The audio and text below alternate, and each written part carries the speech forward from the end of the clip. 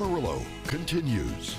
Welcome back from break, everyone. Wheat production in our region is challenged by diseases, insects, and our semi-arid climate. I was able to learn more about a local wheat breeding program and how it's helping local farmers. That is in this morning's High Plains agriculture coverage.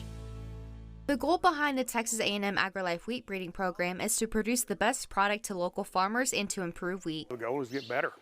Each variety needs to be better than what the farmers used to have. It's a long-term process. We make a cross, and then it's almost 10 to 12 to even sometimes up to 15 years later before a variety comes from that. Senior Research Associate with Texas A&M AgriLife Research, Shannon Baker, explains that wheat breeding is a long process and it starts with selecting two parents. We remove the immature male reproductive parts of the pollen.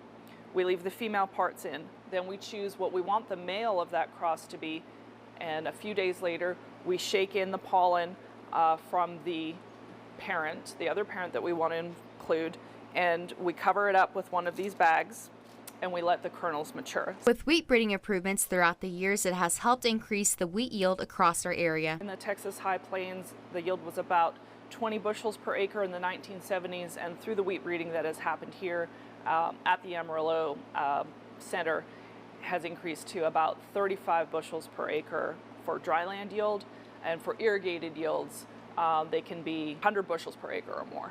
We have many different environments in Texas, from a dry climate in the Panhandle to wet and humid in East Texas. Professor of wheat breeding with Texas A&M AgriLife Research, Dr. Jackie Rudd, explains that they grow the same experimental breeding lines across the state to observe disease and insect resistance. That's where we have to have that disease resistance. We have to have the roots to be resistant to conditions that are unexpected. Disease and insect resistance is only a small part of what the program does. They also focus on grain yield and quality. Dr. Rudd explains that the wheat breeding program is currently working on increasing fiber level in wheat, since they have the germplasm available. One of the human nutrition things that are very important, I think, that we can work with wheat is to increase that fiber level. We're working on that right now. Whole wheat has that fiber level, but not everybody enjoys whole wheat products. So what if we can get the white bread to have the same fiber level that whole wheat bread does? In Bushland, Mari Farrell, KMR Local 4 News.